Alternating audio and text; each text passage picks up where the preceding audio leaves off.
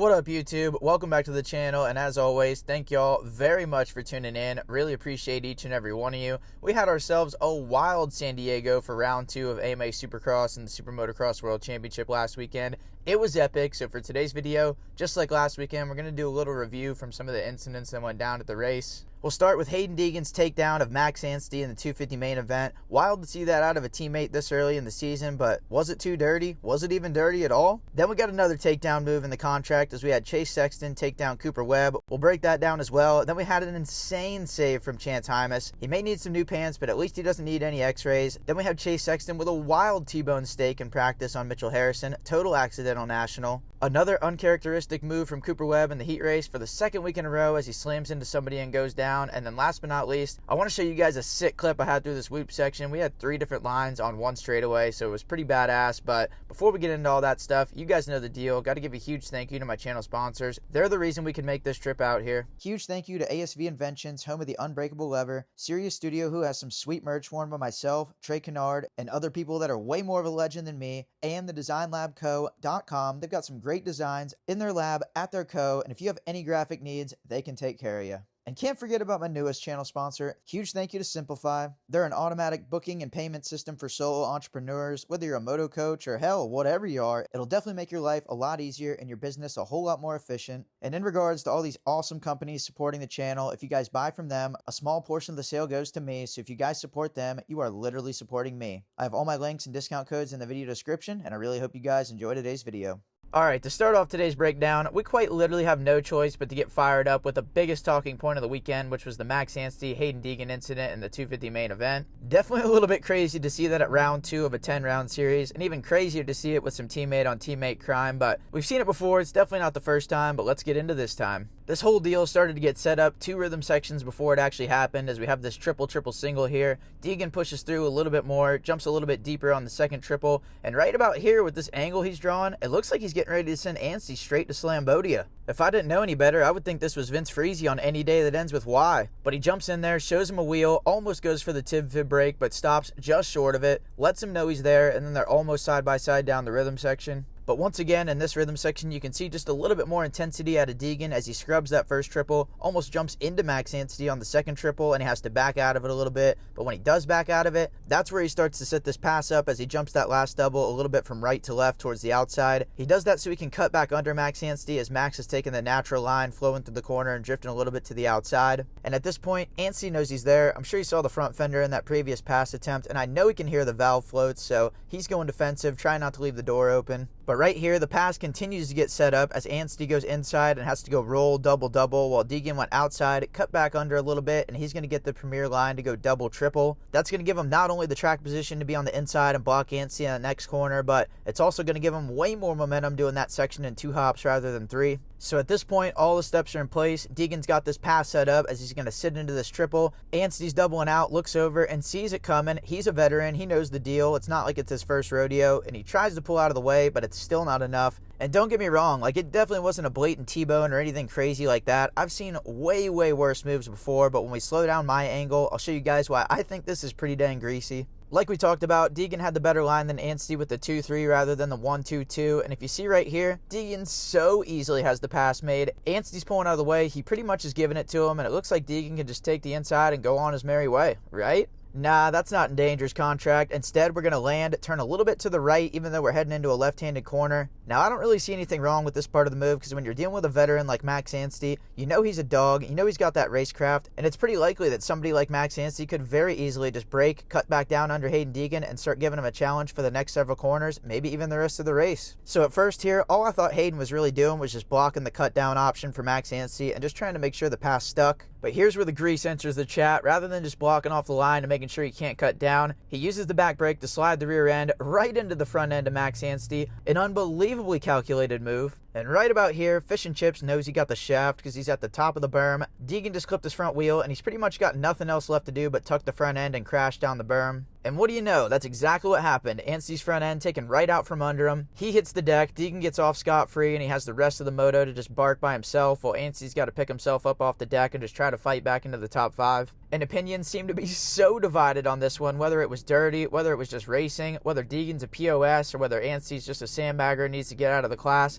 I've seen every opinion under the sun. But here's mine from someone who's been there and at least tried to do it. I don't know if I could quite call it dirty. It really wasn't that bad, but I would definitely say it was very greasy. I mean, very greasy. Like we talked about, he clearly had the pass made very easily up the inside. He really didn't need to turn towards Max or do that brake slide or any of that stuff. But that's not really how Deegan operates. When he makes passes, he doesn't just make a pass and go on. He's always got to do a little bit of a brake check or a slide or just some sort of attitude. It's just in his contract. But in my opinion, if all he wanted to do was block the line, then I think he would have skipped that final step of the little brake slide. If all he wanted to do was make sure Max couldn't cut back down, then that brake slide was completely unnecessary. That was a little bit of extra attitude and a little bit extra effort to make sure that Max not only couldn't retaliate, but couldn't even be close to retaliate. And honestly, I kind of got to give it to the dude. That was one hell of a calculated move, executed to perfection. But with all that being said, we're in a 10-race championship and we're only on round 2, and Deegan is already making enemies. He's taking down his teammate. He's talking all kinds of crap about Ryder D. You know there's real beef with Levi Kitchen. For any of you guys that think it's fake, you guys belong in the kitchen because y'all are cooked. And like I said, it wasn't that dirty, but all I'm really trying to get at here is that it's a little bit early in the season to be adding to the list of people that don't like you. But I say that people haven't liked Deegan pretty much since he turned pro, and he's always been able to deal with it. He's always been able to rise to the occasion and get the job done no matter what, besides whenever he got teed up by Levi Kitchen and SMX. So I can't wait to see how this season progresses. Deegan's already got an ever-growing list of people that owe him some payback. And on a closing note on this topic, how legendary was the interview from Max Anstie? Oh, let's have a look, shall we? Very impressive, mate. Just gotta take it on the chin. No choice. Alright, now that the big one's out of the way, now we got another takedown to break down, this time with Chase Sexton and the defending champ Cooper Webb at the 450 main event. And I don't think this one was near as greasy. I feel like this was more of a case of Chase Sexton was just headed forward and bulldozing anybody out of the way that was in his way. He really didn't seem to go out of his way to do this like Deegan did, but let's go ahead and get into it. It all started back here in this whoop section, and those things were the Redneck's wife spec because they were beating the main event. But Webb went for the jump line, Sexton went for the skim, and way more momentum with the skim as Sexton makes up maybe half a bike length. And even after that good run through the whoops, Chase may not have been close enough to get this move done on Cooper Webb, but in this last little set of 5 whoops, Webb goes for the skim and touches the front end on every whoop, while Chase Sexton wheel taps off the first one and jumps all the way out of him. And with this little whoop set being right into the next bowl corner, it's not like you could hit these things wide open as you were skimming them, so doing Chase's little wheel tap jump line really simplified things, was faster, and even made the braking into the corner entry even easier because you were able to just land on the backside of that last whoop and get the braking done good, rather than having that last whoop kick you and having to struggle to get on the brakes and make the corner. But just like Deegan, Chase has the momentum, Chase has the line, but right about here you can see it set up, and just now Cooper Webb realizes Chase is there. He tries to pull up out of the way, but he's at the very top of the berm, which that's like walking a tightrope. You're doing the balancing act up there, and it's a long way down. But right now, it's just looking like it's going to be a block pass, but right there you can see that Chase's front end knifes. I feel like that was likely from hitting one of those ruts in that berm at an odd angle as he drew a weird line going from in to out to try to block past Cooper Webb. That wasn't the typical race line, so that put Chase into a classic Sexton tuck, kicked the rear end out into Cooper Webb, and that was all she wrote for the defending champ on that one. Now, just my opinion, that may or may not be worth half a nickel. I don't really think this one was that dirty. I feel like this one was more of a racing incident. I don't even think Chase would have completed the takedown if not for hitting those ruts at a weird angle and having his rear end kick out. But I'll tell you somebody who probably doesn't share that same sentiment, and that's Cooper Webb. You know he's going to be pissed off about this one. He lost points, he lost pride. I know Coop's going to have this one in the back of his head. If you're the number 4 Kawasaki rider, I would watch your 6, maybe even your 7.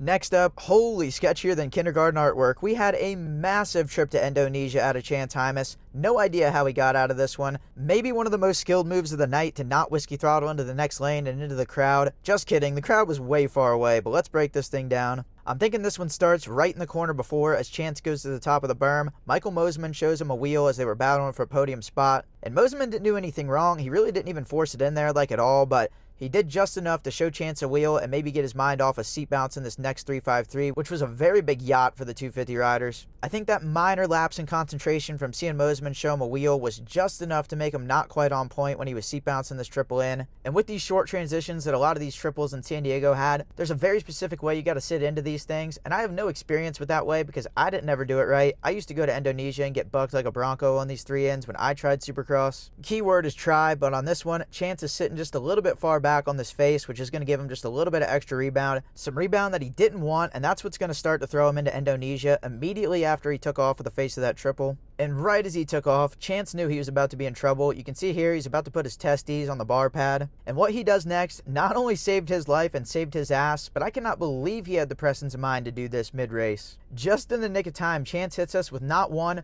but two upshifts, a double upshift at the National to try to bring that Indonesia back up. Nothing on this earth was going to level that thing back out after the way Chance took off on that triple, but that double upshift, that was insanely crucial to Chance's survival on this one. It freed up the motor, created some more wheel spin, and definitely saved him from that just little bit of extra wheel drop that would have sent him all the way to Indonesia. First class, all expenses paid. But he barely, and I mean barely, saves this thing. Lands, he's got 1 foot off the peg, 1 foot on the peg. And if this was a normal guy, any of your average Joes, even your average Matty B, massive whiskey throttle is about to be in your contract. There's no way most people are getting out of this thing. But this is why the elite guys are elite. He has like 6 or 9 feet to gather this thing up, and he barely does it. Brake slides in, doesn't even go over the berm, just puts it into the tough blocks, induces the need for a new set of pants, drops back down the berm, and gets on with his life and his race. And talk about a close call, man. This is about as close as it gets without absolutely wadding your brains out. And for a guy like Chance Hymas that's been injured so much, I am so glad the dude got out of this thing good. He crushed it at A1. He looked good all day at San Diego. And the dude is just ultra talented. All he needs is a couple of years healthy and a little bit of base, and who knows what we're going to see out of him. I know I jokingly call him Chance Hyman sometimes because JS7 said it on TV once, but if Chance had a Hyman, it definitely would have hurt his Hyman. Way to survive that thing, Chance. You had no choice. Now we'll get into a wild incident that went down during qualifying between Chase Sexton and Mitchell Harrison, as we just had an absolutely massive accidental T-bone out of nowhere. This clip was in my qualifying video, and I had tons of comments from every which direction blaming Chase Sexton, blaming Mitchell Harrison. Hell, somebody probably even blamed the dude that made Chase Sexton a peanut butter and jelly sandwich that Tuesday. But to get into breaking this thing down, Chase is on a heater, ripping past the mechanics area, and right about here, last second, right as you can almost see Mitchell Harrison's green rear fender in the shot, that's where Chase realizes somebody's right ahead of him on a slow lap, and he's coming very hard and fast at SMX Come. But the reason I think this caught Chase so off guard is he looks a little bit further down rather than ahead like a lot of riders do. He's talked about it in interviews and talked about body mechanics and how it's somehow better for you, like posturally or something, to ride like that. I don't really know. I don't know about the human body. I'm going to take his word for it. But one negative to that approach is he doesn't always see things until it's a little bit too late. And that's exactly what happens right here as well. It was way too late. He sees him last second and grabs a handful of front brake, but there's no way you're going to be able to stop a factory Kawasaki 450 that fast after you're going wide open down a straightaway. And I thought Mitchell might have been pulling out of the mechanics area or something like that, but I asked him. He said he wasn't. He was just on a slow lap, and I don't think he was suspecting this at all. Next thing you knew, he was getting hit by a Mack truck. But Sexton makes contact, and Mitchell Harrison just gets blown off the back of the Kawasaki like somebody threw a grenade at him. A lot of people in my comments were talking about how Chase threw his hands up at Mitchell after he got up. And when you're in the middle of a fast lap, your heart rate's that high, and something like that just hits you out of nowhere, that's kind of your natural reaction. But I talked to Mitchell Harrison that night. He said that Chase texted him after practice just to make sure he was okay. I mean, these guys are boys. They ride together at the practice track. This was definitely not intentional. But every once in a while, you'll see this kind of thing in qualifying practice because it's a crazy dynamic. You got guys trying to go as fast as they possibly can. You got guys just rolling around on the track taking a breath. You got a little bit of everything out there. So luckily, we don't see this more than we do, but it can sometimes be in the contract. You never know.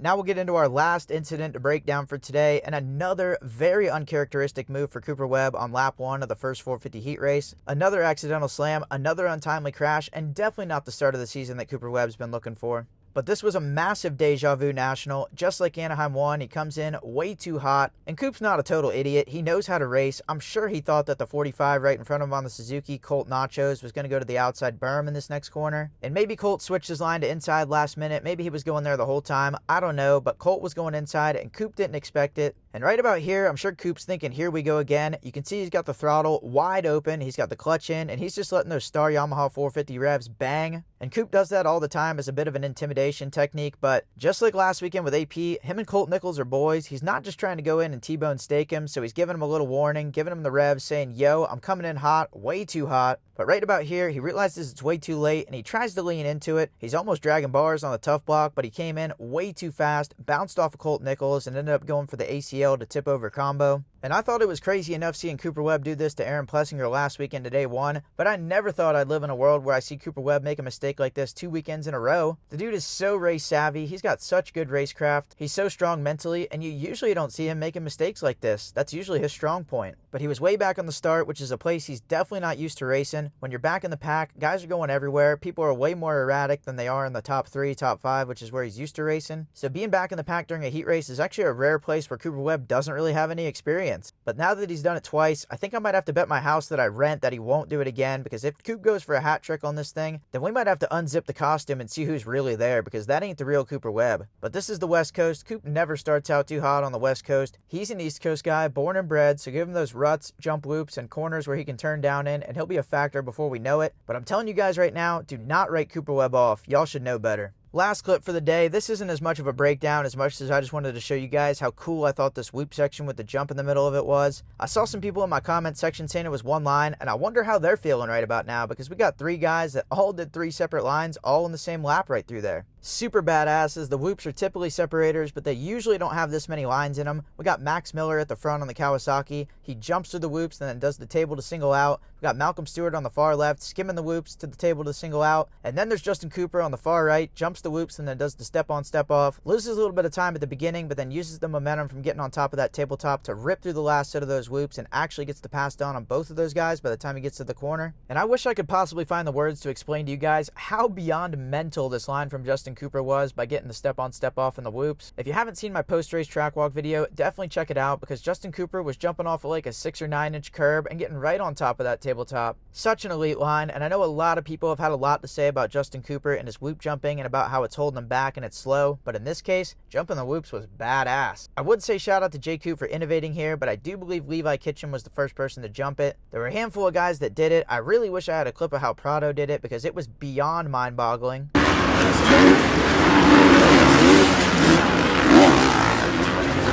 But that's why these guys are the best in the world. Elite riders doing elite things. Not exactly a newsflash, huh? But that's all I got for you guys for today's video breakdown from round 2 of Supercross and the Super Motocross World Championship in San Diego. Really hope you guys enjoyed it. I know the legend James Stewart has the Bubba's World podcast breakdowns back, so my ratings might take a hit after that legend's given his opinion, but I don't really care. I really enjoy doing this, and I hope some of you guys enjoy listening to it. But thank you guys again for watching. Really appreciate each and every one of you. We're still out here in SoCal for our last week of this trip, and then I'll be home after Anaheim too, but we got one more full week of content, trying to get as much done as I can out here, so stay tuned. Hell, I'm actually headed to Lake Elsinore right now, but catch you guys in the next one. No choice.